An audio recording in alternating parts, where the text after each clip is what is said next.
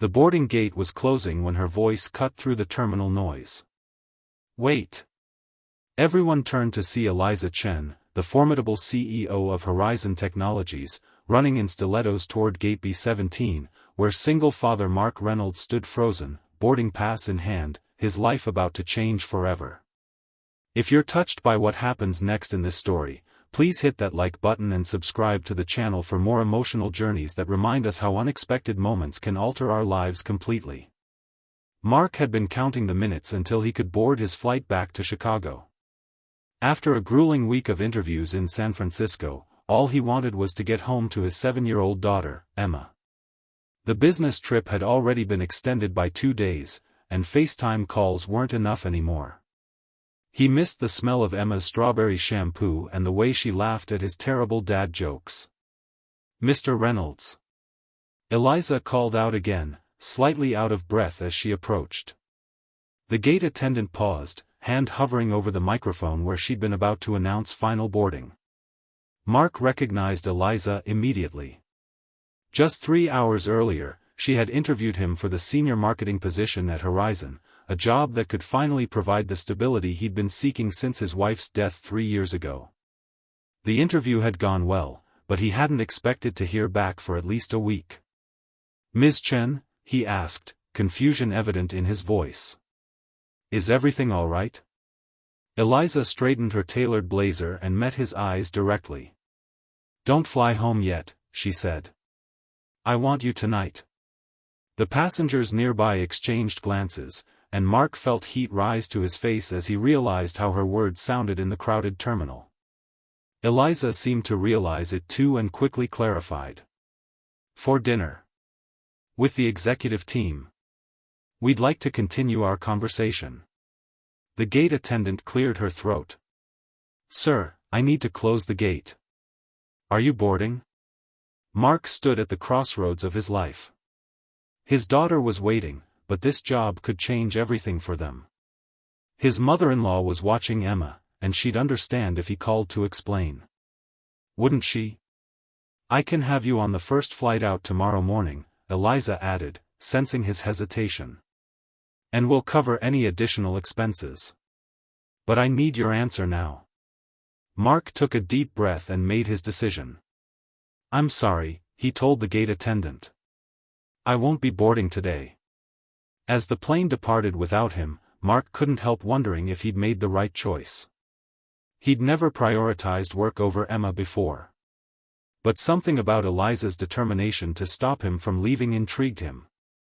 There was more to this story than a simple job offer. "Thank you," Eliza said as they walked away from the gate.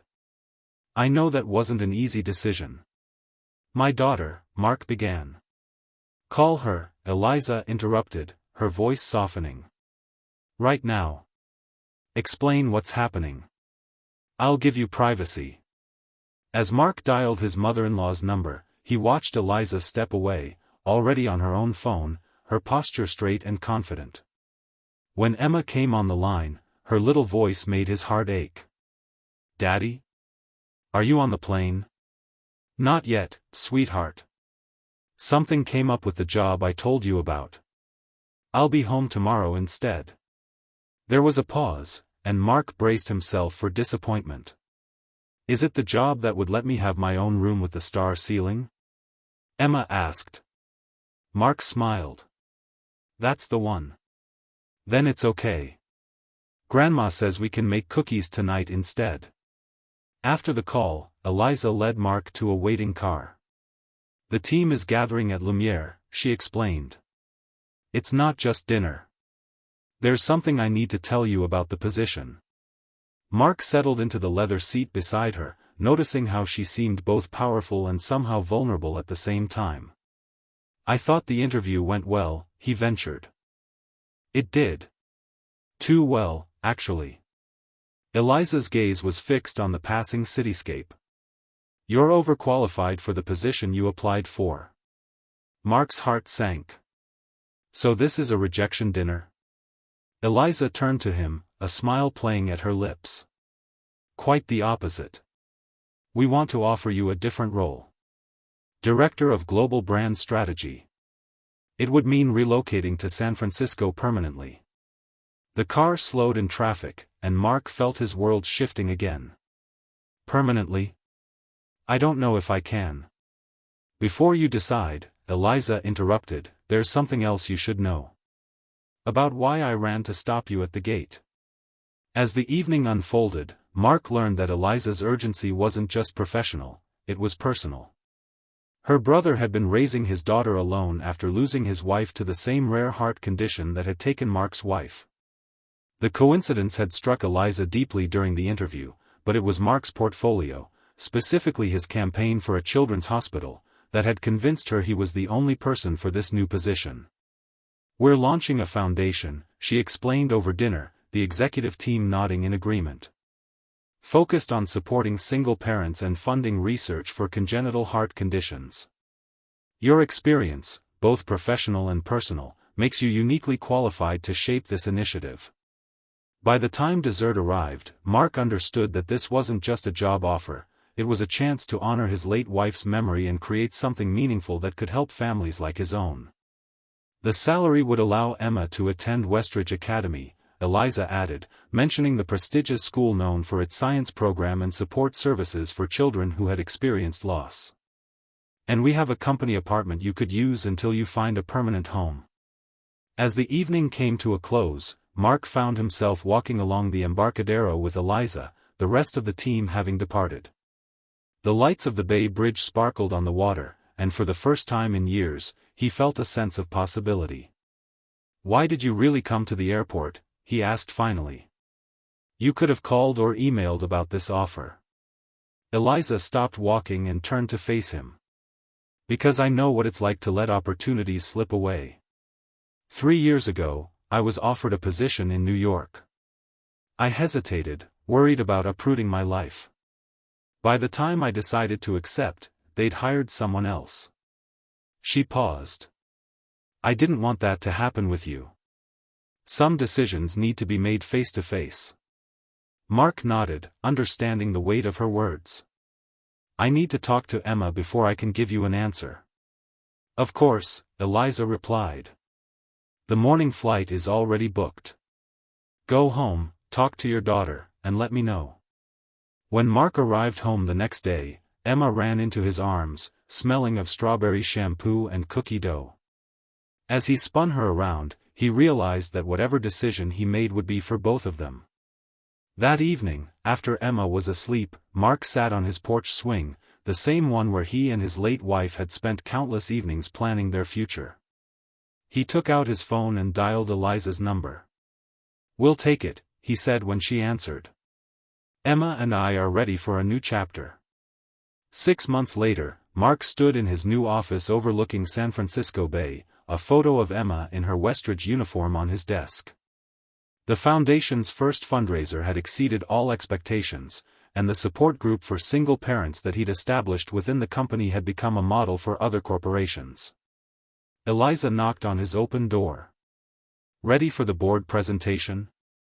Mark nodded, gathering his materials. Emma wanted me to thank you, by the way.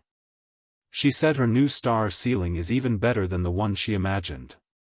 Eliza smiled. She's a remarkable child. You're doing an amazing job with her. As they walked to the conference room, Mark reflected on how a single moment at an airport gate had changed everything.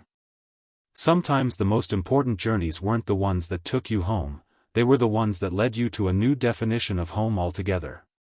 That night, as Mark tucked Emma into bed beneath her star-projected ceiling, she asked the question he'd been waiting for. Daddy, is Ms. Eliza your girlfriend now? Mark chuckled.